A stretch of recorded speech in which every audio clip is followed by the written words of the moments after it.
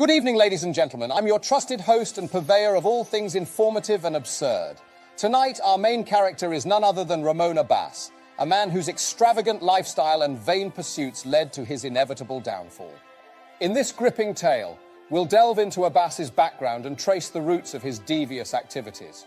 But we won't stop there. We'll also take a detour into the fascinating history of the 419 fraud and the notorious Yahoo Boys who made it an art form. Prepare yourselves for a riveting exploration of greed, cunning, and the perils of leading a flashy life online. But first, let's set the stage. Ramon Bass, or as he liked to call himself, Hushpuppi, was a man who reveled in the glitz and glamour of social media.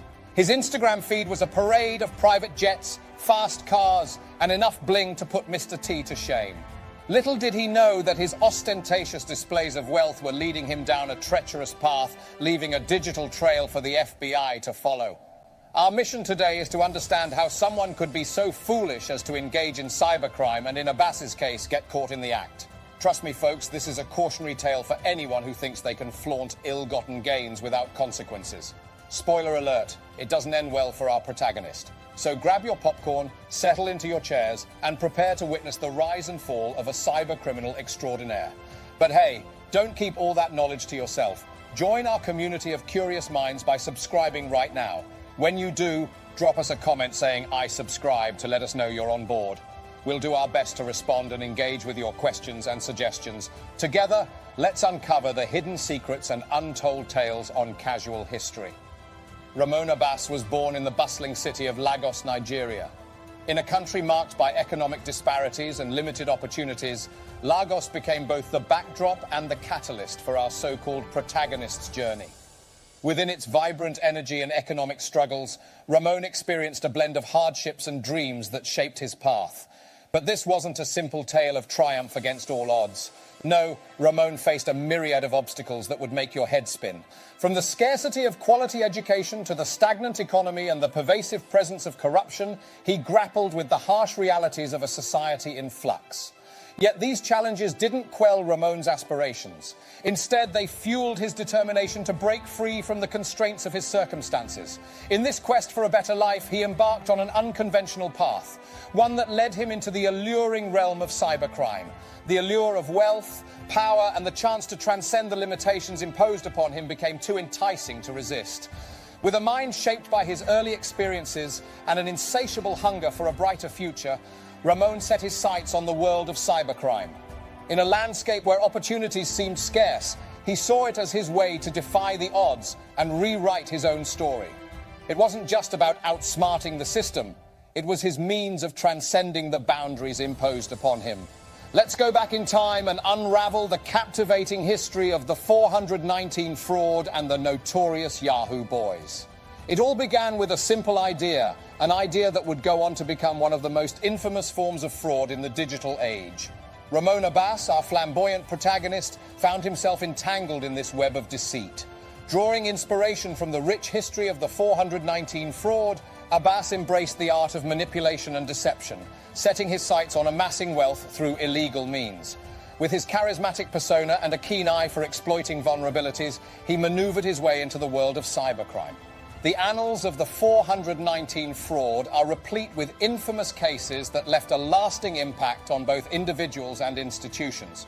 But let's not forget that while the Nigerian fraudsters were grabbing headlines, the reality is that they only encompassed a small portion of the cybercrime landscape. In fact, a staggering 71% for this cybercrime originated from the United States. But hey, let's not let the facts get in the way of a good story, right? Now let's turn our attention to the emergence of the Yahoo Boys, a term used to describe the young Nigerians who ventured into cybercrime activities, often utilizing email scams to defraud unsuspecting victims. They found a haven in the virtual world, employing sophisticated tactics to exploit the vulnerabilities of individuals and organizations alike. Within this vast network of cybercriminals, notable individuals and groups rose to prominence. From the self-proclaimed G-Boys, who flaunted their ill-gotten wealth on social media, to the cunning syndicates that specialized in identity theft and advanced fraud schemes, the Yahoo Boys community became a force to be reckoned with. Their methods were as diverse as they were devious. From phishing scams and romance fraud to business email compromise and identity theft, the Yahoo Boys deployed an arsenal of tactics to deceive and swindle their targets. They mastered the art of manipulation, exploiting the human psyche and capitalizing on the insatiable desire for wealth and prosperity. Now let's fast forward to the year Abbas decided to pack his bags and embark on a new chapter in his life. It was in the vibrant and bustling country of Malaysia that he sought new opportunities and greener pastures.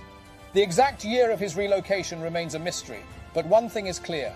He had aspirations that extended far beyond the borders of Nigeria. In Malaysia, Abbas found himself drawn deeper into the world of cybercrime, specifically focusing on a notorious scam known as the business email compromise, BEC. This nefarious scheme has become a favorite among cybercriminals worldwide, and Abbas was no exception. The mechanics of the BEC scam are as intricate as they are cunning. It starts with email spoofing, a technique that allows fraudsters to manipulate the sender's email address, making it appear as if the message is originating from a legitimate source. Armed with this deceptive disguise, Abbas and his cohorts would target individuals within organizations, often those responsible for financial transactions.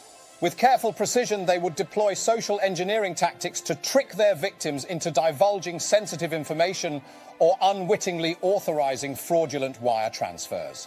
The victims, deceived by the seemingly authentic nature of the emails and the trust they placed in the sender, would unknowingly facilitate the flow of funds into the hands of the cybercriminals.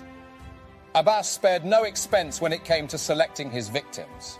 From multinational corporations to unsuspecting individuals, he cast his net wide, leaving a trail of financial devastation in his wake. One notable case involved a paralegal at a New York law firm who unknowingly wired $923,000 into an account linked to Abbas. The funds, intended for a real estate refinancing, disappeared into the depths of his illicit empire. These targeted individuals and organizations suffered substantial financial losses, which served as a stark reminder of the destructive power wielded by cybercriminals like Abbas. So, let's peel back the curtain and shine a light on one of the juiciest aspects of Abbas's criminal empire: money laundering. It's like the magical cloak that allows individuals like him to transform their dirty money into sparkling, seemingly legit funds. Money laundering is a fancy term for the process of turning ill-gotten gains from illegal activities into what appears to be squeaky clean moolah. It's like taking a hot pile of cash and giving it a spa day, complete with facials, massages, and a fresh coat of legitimacy. The goal? To make it incredibly tough for law enforcement agencies to trace and seize those naughty, naughty funds. Abbas, being the crafty fellow he is, employed a whole bag of tricks to launder his ill-gotten riches. One of his go-to methods was the use of shell companies, those mysterious entities created solely to cover up the tracks of money movements. These companies posed as legitimate businesses, giving Abbas's shady activities a fancy, respectable facade. But wait, there's more. Cryptocurrency transactions also played a starring role in Abbas's money laundering escapades.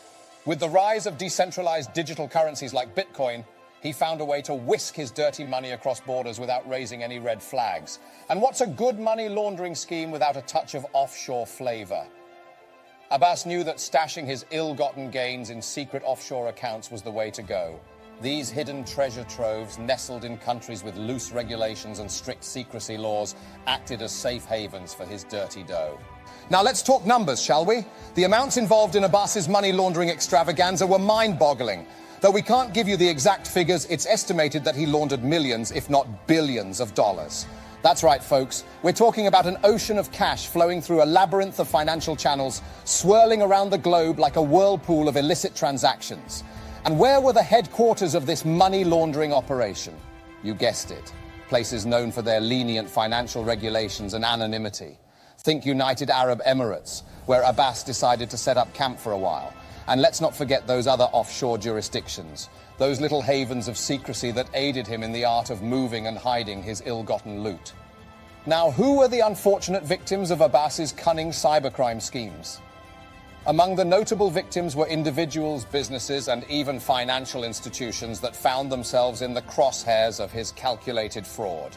From unsuspecting individuals who fell for his carefully crafted scams to established companies blindsided by his elaborate schemes, the list of victims is a chilling reminder of the havoc he wreaked, Specific cases of large-scale fraud orchestrated by Abbas and his organization dot the timeline of his criminal reign. Let's not forget his audacious attempts to snatch a whopping $124 million from an English Premier League soccer club. While the details of this brazen escapade remain somewhat shrouded in mystery, it serves as a chilling reminder of the sheer audacity of his criminal ambitions. But let's take a detour here and shine a light on an unexpected twist in this cybercrime saga. Enter the North Korean hackers. Yes, you heard that right. These digital warriors from the secretive nation reportedly joined forces with Abbas, adding another layer of intrigue to his already intricate web of deception. Together, they conspired to unleash their cyber prowess on unsuspecting victims, further amplifying the scale and impact of his criminal activities. Now, let's not forget the supporting cast of this cybercrime saga. Behind every successful criminal mastermind, there are often a few willing accomplices or facilitators. While the full extent of the organizational involvement remains a subject of investigation, it is believed that Abbas had a network of individuals working alongside him, aiding and abetting his fraudulent activities. These shadowy figures, whether motivated by personal gain or simply entangled in his web, played their part in perpetuating the web of deception. So spare a thought for the victims of Abbas's calculated fraud, those whose lives were upended and wallets emptied. They became pawns in a game they never signed up for, left to pick up the pieces of shattered trust and shattered finances. Let's explore a textbook example of how one's downfall can be fueled by vanity, a cautionary tale of arrogance leading to a spectacular unraveling. It seems like our dear friend Ramona Bass, also known as Hushpuppi, had quite the birthday surprise. And by surprise, I mean handcuffs and a one-way ticket to the slammer. Happy birthday indeed. Now, what led to this grand downfall, you might ask? Well, let's talk about the vanity, the audacity, and the irresistible urge to flaunt his ill-gotten gains on social media. Mr. Hushpuppi sure knew how to put on a show. Private jets, fast cars, and enough designer clothing to clothe a small village. He was like a one-man circus, parading his ostentatious lifestyle for the whole world to see. But little did he know that his online antics were not just catching the envy of his followers, they were also catching the attention of law enforcement agencies. While some might argue that it was his genius plan to maintain his social media presence as a social media personality, we all know the truth. It was his vanity that ultimately led to his undoing. You see, his extravagant posts showcasing his luxurious life caught the eye of those who were less impressed by his Gucci bags and shiny cars. They saw through the facade and realized that something fishy was going on behind the scenes. And so an investigation was launched, the gears of justice began to turn, and Mr. Hushpuppi found himself in the crosshairs of the law. But let's talk evidence, shall we? The digital footprints left behind by our dear friend were like breadcrumbs leading straight to his downfall. His social media accounts were a treasure trove of incriminating evidence. From the flashy photos in front of private jets to the lavish shopping sprees, everything was meticulously documented. It's almost as if he wanted to shout, "Look at me, I'm a cybercriminal!" And oh, how law enforcement agencies love to look. They found phone and email records containing a multitude of fraud files, enough to make your head spin. Over 2 million addresses were potentially linked to his schemes, and the companies he targeted spanned continents. It was a worldwide crime spree, and Mr. Hushpuppi's social media posts were the breadcrumbs that led them straight to his door. So, my friends, let this be a lesson to all the wannabe cybercriminals out there. Vanity and social media don't mix well. If you're going to engage in illicit activities, maybe don't flaunt your ill-gotten gains for the world to see. Because the internet never forgets, and the authorities are always watching. And when they come knocking on your door, you won't be able to post your way out of trouble. In conclusion, we have delved into the captivating story of Ramona Bass, a man whose foolishness and attention-seeking behavior ultimately led to his downfall in the realm of cybercrime. Let Abbas's story serve as a cautionary tale, a stark reminder of the consequences that await those who choose the path of cybercrime. Engaging in illegal activities not only harms innocent victims, but also carries severe personal consequences. It highlights the crucial need for individuals to prioritize their online security, exercise caution, and remain vigilant in the face of ever-evolving cyber threats. But before we bid farewell, I have a special treat for you. Look up right there at the top of your screen. Join us in the next video as we dive into the captivating world of Li Fangwei by exploring the path of international arms dealing and his impact on global security. Also, there's a $5 million bounty on his head, so you might want to get the phone number to grab that bag. Enjoy.